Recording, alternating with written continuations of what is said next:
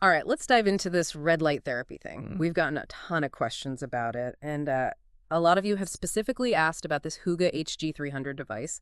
You even sent over this review from Niceni.pl.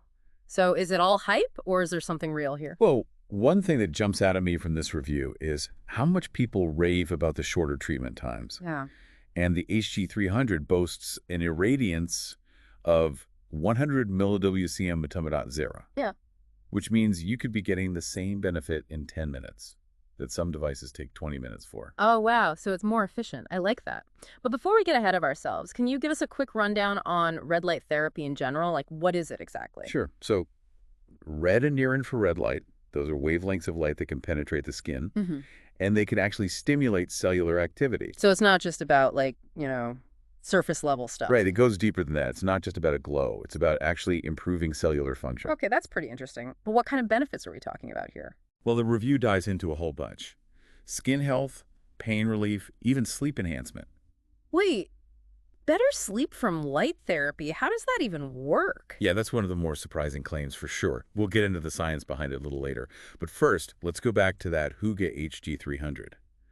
It uses both red and near-infrared wavelengths. And the review really emphasizes that combo. Yeah, I was wondering about that. Why not just stick to one or the other? Well, they each have their specialties. Think of red light at 660 nanometers, like a facialist. It works on the surface layers of the skin. Ah, Okay, so it's good for collagen boosting, wrinkle reduction, even tackling acne. so that's where all the hype about the glow comes from. Exactly. And then you have near-infrared light at 850 nanometers. And this one's more like a deep tissue massage therapist. It goes deeper, targeting muscles and joints. It's good for pain and inflammation. Oh, I see. So with the HG300, you're basically getting both benefits in one device. Yes. Now, the review mentions the HG300 has a 60-degree beam angle. I have to be honest, I don't really know what that means. Why does beam angle matter? Good question. It's all about coverage. A narrow beam would be very focused. Like a laser pointer, it's good for pinpointing a specific spot. But a wider beam, like on the HG300, covers more area, like a floodlight. So 60 degrees is kind of a happy medium. Yeah, it's a good all-rounder. You can use it for targeted treatment or for broader areas. Gotcha.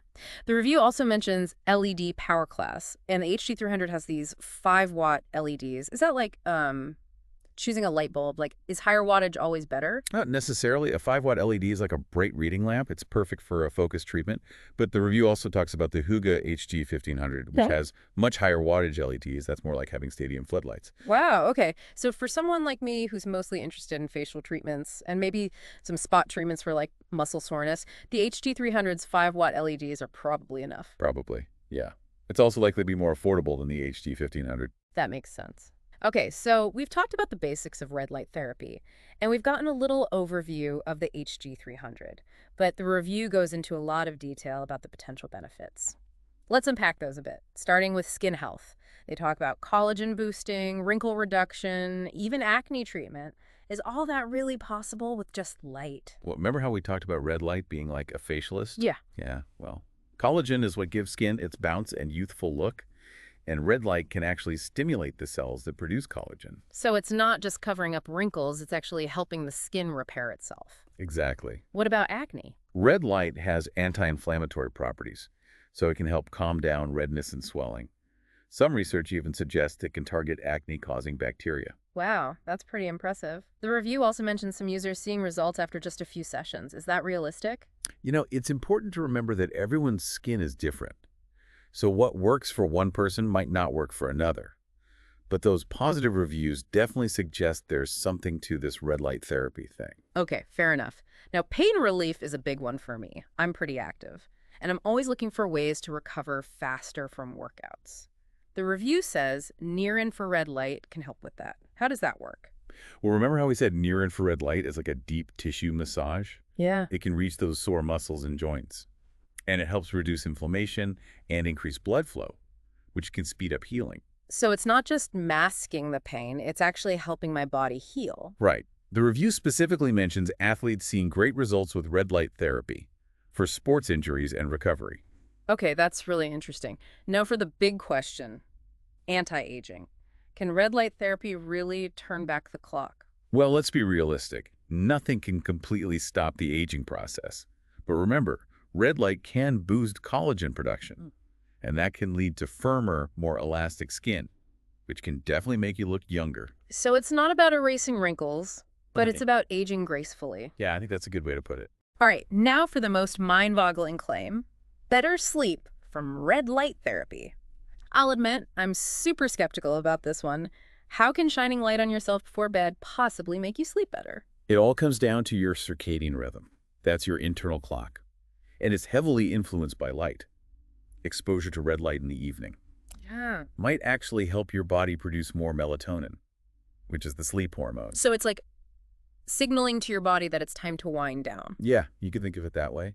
And the review mentions users reporting deeper sleep and feeling more rested after using red light therapy. Okay, I'm intrigued, but we'll definitely have to circle back to that later. I have to confess, though, the review uses a lot of technical terms, and I'm not always sure what they mean. Like, what exactly is irradiance, and why should I care about it? Well, remember earlier we were talking about the HG300, Yeah. and we said it was kind of like it has a powerful engine. Yeah. Irradiance is how we measure that power. It's the intensity of the light hitting your skin.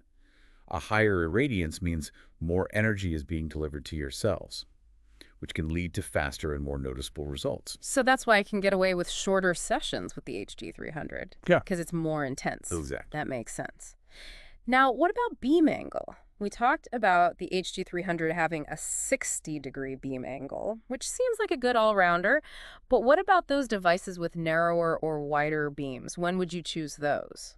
It depends on what you're trying to treat. Okay. If you have a very specific pain point, like, say, tennis elbow, a narrower beam would allow you to really concentrate the light on that area. Oh, I see. So for something like treating your whole face for skin rejuvenation or, your entire back for acne, a wider beam would be better. So it's like choosing the right tool for the job. Yeah, exactly. All right, I think I'm starting to get this.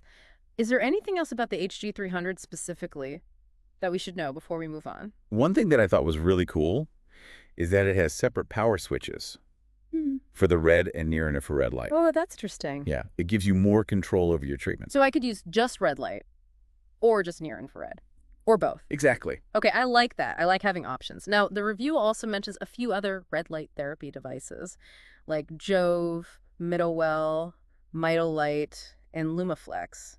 What makes those stand out, and how do they compare to the HG300? Well, let's start with the Jove Go2. The review highlights its portability. So if you travel a lot Mhm. or you want to use it at the gym, that might be a good option. Oh, that's cool. A red light therapy device you can take on the go. Yeah, and it's also app controlled, so you can adjust the settings and track your treatments from your phone. Wow, technology is amazing. Then there's the LumaFlex Body Pro.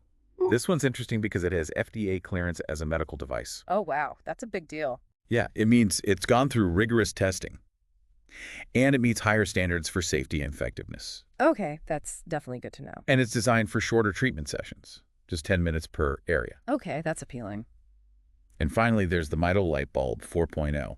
This one's really unique. It's a light bulb that you can screw into a standard light socket, and it emits both red and near infrared light. Wait, really? Yeah. So I could be, like, getting red light therapy while I'm doing other things around the house? Exactly. That's pretty amazing. It's a great way to incorporate red light therapy into your daily routine. Okay, so we've got the portable Jove Go2, the FDA-cleared LumaFlex Body Pro, and the multitasking Mito light bulb. It sounds like there's a red light therapy device out there for everyone.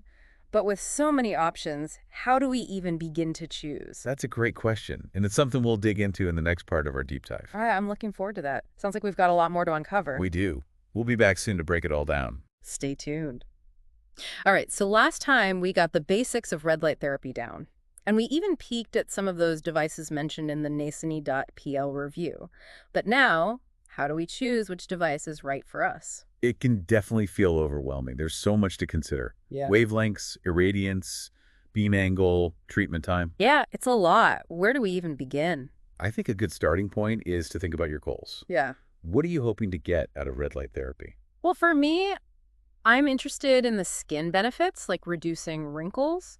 But I also get sore muscles from working out, so pain relief is important too. Sounds like you're looking for a device that can do a bit of everything.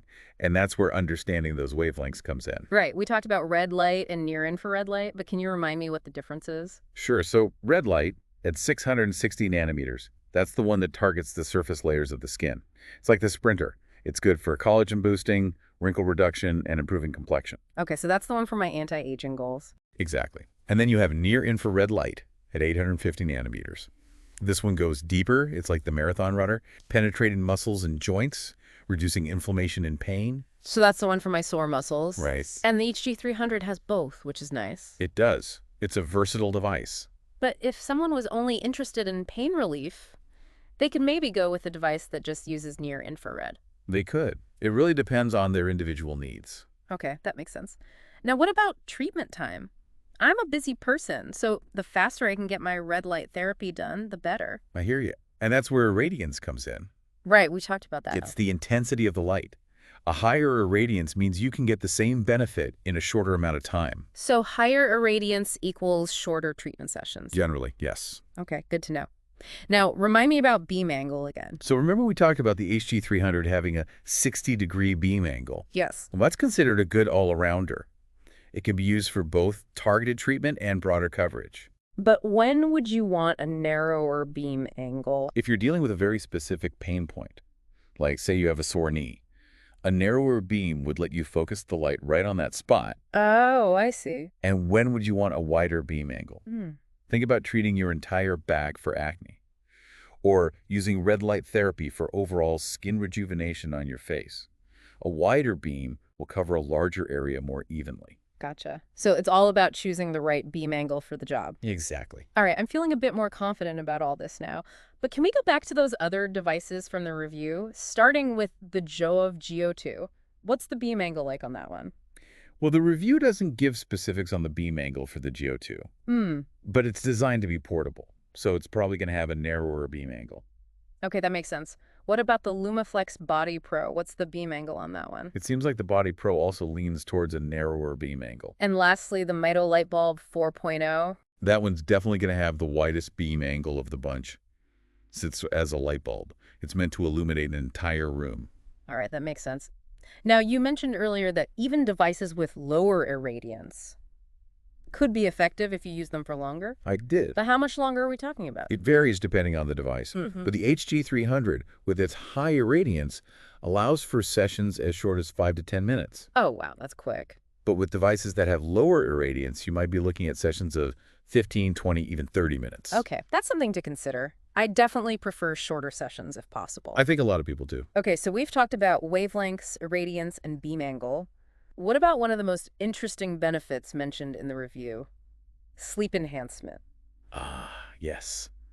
The idea of shining a light on yourself to sleep better, it does sound a bit strange at first. It does. How does it even work? Well, it has to do with melatonin, which is the hormone that regulates your sleep-wake cycle. And red light, especially near infrared light, might actually help your body produce more melatonin. Really? Yeah, it's thought that exposure to red light in the evening can help signal to your body that it's time to wind down. That's fascinating. And the review does mention users reporting better sleep after using red light therapy. I have to admit, I'm pretty intrigued by this. But is there anything else I should know about this sleep enhancement thing? Well, it's important to note that the research is still preliminary. We need more studies to confirm these initial findings. Okay, so I should be cautiously optimistic for now. Exactly. Now, I know some people are concerned about EMF emissions from these devices. What can you tell us about that? It's a valid concern, but the good news is that most modern red light therapy devices are designed with EMF safety in mind. Okay, it's good to hear. They use LEDs that emit very low levels of EMFs, especially when used at a safe distance. And the review mentions that the HG300 specifically has near zero EMF emissions. It does. So that's reassuring. It is. But what about those other devices we discussed? The review doesn't provide specific information on EMF emissions for all of them, but it does say they all have safety features and certifications. So it's always a good idea to do your own research, especially when it comes to EMF emissions. Absolutely. Well, I think we've covered a lot of ground here. We have. We've talked about wavelengths, irradiance, beam angle, treatment time, even sleep enhancement and EMF emissions. It's been a comprehensive overview. But before we move on, can we recap the key takeaways for our listeners? Sure. I think the most important thing is to start with your goals. What are you hoping to achieve with red light therapy? Once you know that, You can start considering those other factors like wavelengths, irradiance, beam angle, treatment time, and of course, your budget. Exactly. There's no one-size-fits-all solution. Right. It's all about finding the right device for your individual needs. And your lifestyle. And don't forget to do your research, read reviews, compare specs, and if you're still unsure, talk to a healthcare professional. Great advice. Well, I think that's a good place to pause for now. It is. We've given our listeners a lot to think about. We have. All right, welcome back for the final part of our red light therapy deep dive. It's been a journey. It has. We've gone deep into the science, the devices, all that good stuff from that NACNE.pl review.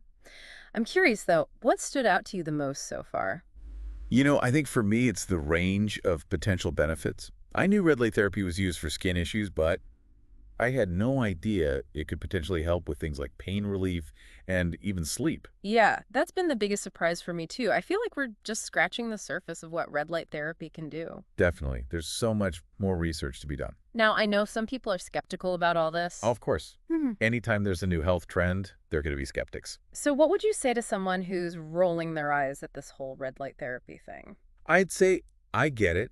It does sound a little out there, but I'd encourage them to look at the research. There's a growing body of evidence that suggests red light therapy can have real benefits. And it's not just anecdotal evidence either. We're seeing more and more clinical studies being published. Exactly. So for those who are ready to give red light therapy a try, where should they start?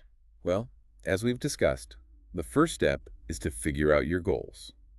What are you hoping to achieve with red light therapy?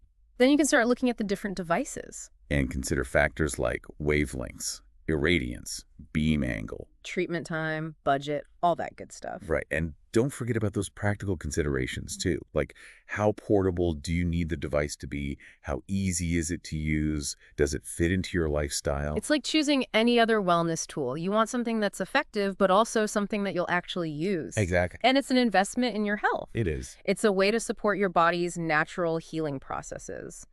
Now, I want to touch on something that we haven't talked about yet. Maintenance.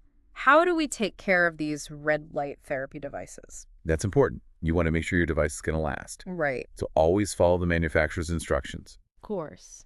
But generally, keep the device clean. Wipe it down with a soft cloth and store it in a cool, dry place. Right. Good tips. And remember, be patient and consistent with your treatments. Red light therapy isn't a quick fix. It takes time to see results. I think that's a good takeaway for any wellness practice. It's about making it a part of your routine and sticking with it.